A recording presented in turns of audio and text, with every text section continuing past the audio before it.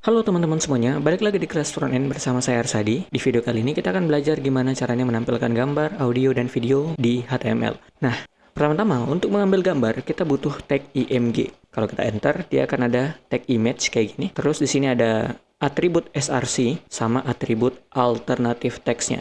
Kita coba cari gambar ya. Kita akan cari di unsplash.com. Kita coba klik kanan, copy image link. Linknya itu bisa kita masukin di src-nya ini. Nah, walaupun emang agak panjang ya jadinya ya, tapi nggak apa-apa. Untuk percobaan kita bisa kayak gitu. Kalau kita save, sekarang gambarnya udah muncul nih di website kita. Terus di sini ada atribut alt atau alternative text. Nah, ini sebaiknya diisi dengan penjelasan tentang gambarnya. Misalkan ini adalah abstract background with black, green, yellow, and orange color. Gunanya apa sih kita menjelaskan alternatif teks ini? Gunanya untuk membantu orang-orang yang punya keterbatasan dalam penglihatan untuk bisa tahu ini gambar apa. Orang yang berkebutuhan khusus, dia akan menggunakan sebuah screen reader yang akan memberitahu apa yang ada di layarnya. Contohnya di sini saya menggunakan sebuah software yang namanya NVDA. Ini tuh digunakan untuk membaca layar ya. Kalau saya arahkan kursor saya ke sebuah gambar ini, Abstract background with black, green, yellow, and orange color. nah, kayak gitu contohnya. Jadi alternatif atribut ini berguna banget buat nanti orang-orang yang berkebutuhan khusus pun bisa menikmati konten di website kita. Kayak gitu. Nah, berikutnya, ini kan gambarnya gede banget ya. Kita bisa menambahkan sebuah property width, misalkan 100%. Nah, dia akan 100% ukuran layar. Jadi walaupun layarnya digedein, dikecilin, dia akan tetap 100%. Sebenarnya gambar ini bisa diukur nanti diatur-atur menggunakan CSS ya. Contohnya kita coba CSS aja di sini, kita coba style, image, width. Nah, saat kita udah definisikan stylenya di CSS, atribut width ini itu tuh nggak akan dipakai. Yang dipakai itu adalah si width yang ada di CSS. Kenapa kayak gitu? Karena width yang di sini itu tuh bukan untuk styling sebenarnya, tapi untuk mencegah layout shifting. Nah, kita coba tambahin teks di bawah sini deh. Gambar abstrak. Nah, ini ada teks kan di sini. Layout shifting itu saya coba hapus dulu ya si width yang ada di sini. Kita akan coba di networknya, saya akan coba buat jaringan saya lebih lambat ya. Ini saya kecilin dulu sedikit. Nah, di sini saya akan menggunakan jaringan 3G. Ini harusnya dia agak lambat nge-loading gambarnya. Coba refresh. Nah, lihat. Ini gambarnya belum muncul, jadi teksnya tuh tadi agak sedikit ke atas. Nah, ini tuh disebut dengan layout shifting atau layoutnya itu bergerak gitu. Nah, desain website yang bagus itu seharusnya layout itu nggak kegeser-geser. Layout itu tetap sama, walaupun elemen yang di dalamnya itu belum kelihatan. Nah, disinilah perannya si atribut width dan height ini.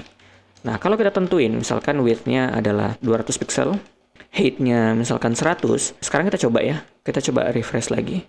Kita akan coba hard refresh. Nah, lihat. Ini udah stay di sini. Sekalipun gambarnya belum muncul, layoutnya nggak bergeser. Teksnya tetap ada di bawah sini. Makanya penting banget kalau kita udah tahu berapa sih resolusi gambar ini, mending ditambahin aja di sini. Ini tuh resolusi ya. Coba kita klik kanan.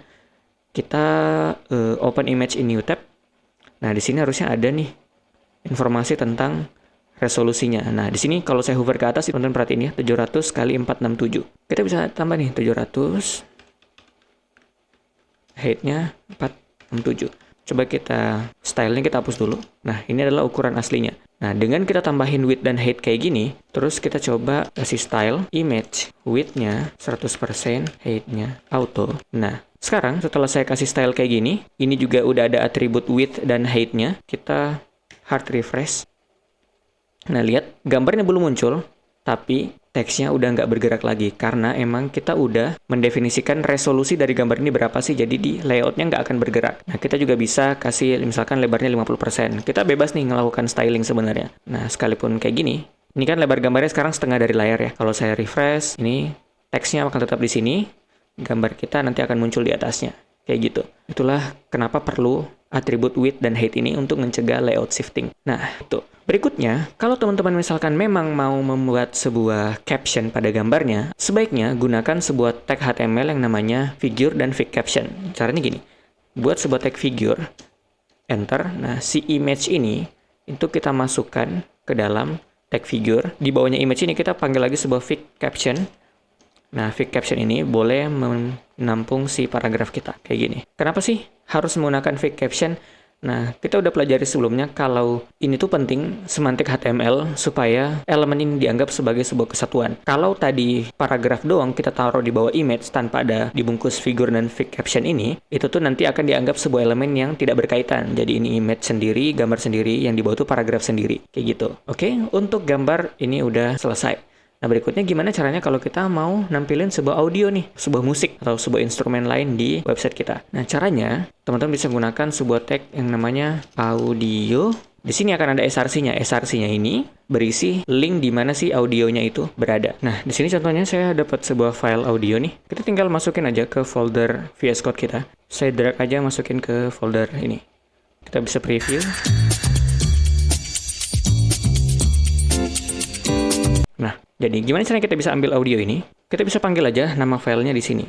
Jadi di src sini, kita akan panggil nama filenya tadi apa? Ini kita klik kanan, copy relative path, terus kita paste di sini. Teman-teman lihat ini kalau itu ada di src gambar ini ya. Nah, kita hapus saja. Kita cuma ambil nama audionya aja. Kalau kita save, ini kita balikin lagi di not throttling. Nah, kita bisa munculin controls-nya. Nah, jadi kalau audio doang tadi, tanpa dimunculin atribut controls-nya, kayak gini, itu cuma audio aja yang putar di belakang. Nggak ada tampil apa-apa. Tapi kalau kita tampilin controls, nah, dia akan muncul nih. Nah, audionya bisa muncul. Ingat, ini butuh nambahin atribut controls di tag audionya. Kita juga bisa nambahin sebuah atribut yang namanya autoplay. Saat kita kasih autoplay kayak tadi, dia itu akan langsung ke play saat web kita udah tampil, udah selesai di load. Kita juga bisa mengkondisikan, misalkan untuk audio ini, dia punya beberapa versi ya. Kan biasanya audio itu bukan cuman file MP3 aja, bisa jadi ada file versi lain. Nah, gimana cara mengkondisikan file-file itu? Nah, kadang tidak semua browser tuh support file formatnya MP3. Biasanya ada yang support file yang lain. Nah, kalau misalkan kayak gitu, kita bisa load di sini pakai source. Terus kita bisa src. Nah, kita bisa masukin nih si src kita di sini, kita copy aja, kita cut masuk ke sini. Terus type-nya adalah audio MP3. Nah, ini sama aja. Jadi, kalau nanti teman-teman punya source yang lain atau file audio yang lain yang musik yang sama tapi dengan format yang berbeda, silahkan masukin di sini. Audio sekarang udah selesai. Berikutnya adalah tag video. Nah, untuk tag video ini sendiri, kita akan butuh src juga kayak gini. src-nya kita coba ambil video dulu ya. Kita coba masukin file video kita ke VS Code. Kita drag aja. Masukin ke VS Code. Sekarang kita bisa copy relative path-nya. Terus masukin ke sini. Terus kita hapus ini. Jadi kita cuma butuh nama file video kita aja. Sekarang kita save. Nah, teman-teman bisa lihat di sini. Ini file videonya ini ya, gede banget ya. Kita mungkin bisa kasih width dulu. Width 100%. Nah, biar videonya pas kayak gini. Nah, ini sama juga kita butuh kasih controls buat ada controlsnya biar bisa di play kayak gini. Nah, ini ada audionya, ini bisa full screen. Saat ada controlsnya, di sini juga ada download, playback speed sama picture in picture kalau misalkan kita lagi pindah tab. Nah, ini sebenarnya fitur controls ini tergantung browser masing-masing ya. Nah, terus ini juga punya ada autoplay. Sama seperti yang audio, ini juga otomatis videonya keputar pada saat websitenya udah di load semua, udah tampil semua gitu ya, udah selesai diambil. Berikutnya ini ada muted. Ini muted ini artinya audionya tuh mute by default. Ini bisa aja sih kita bunyiin kalau kita mau. Cuman emang video ini nggak ada audionya ya. Di beberapa browser kadang autoplay itu tidak bisa digunakan kalau tidak dengan muted. Coba kita buka ini di Firefox. Sekarang coba saya hapus muted-nya. Nah, lihat, ini autoplay-nya nggak jalan. Padahal udah nambahin autoplay. Kenapa? Karena emang beberapa browser itu dia ngasih aturan ya. Kalau autoplay itu hanya bisa digunakan bersamaan dengan muted. Jadi, kalau mau autoplay ya harus di-mute dulu by default. Mungkin biar nggak mengganggu usernya ya, kayak gitu. Nah, lihat controls-nya beda kan dari Firefox sama yang Microsoft Edge tadi. Ada satu lagi nih, teman-teman. Di dalam tag video ini kita bisa naruh teks video tidak dapat ditampilkan. Nah, teks yang dalam sini, ini tuh hanya akan muncul kalau si browsernya itu nggak mensupport pemutaran video gitu ya. Oke, itu aja dulu untuk materi kali ini. Kalau kamu punya pertanyaan, silahkan tulis aja di komentar di bawah. Jangan lupa like videonya kalau videonya bermanfaat. Jangan lupa juga bagikan ke teman-teman kalian buat bisa belajar bareng-bareng. Dan sampai jumpa di video-video berikutnya.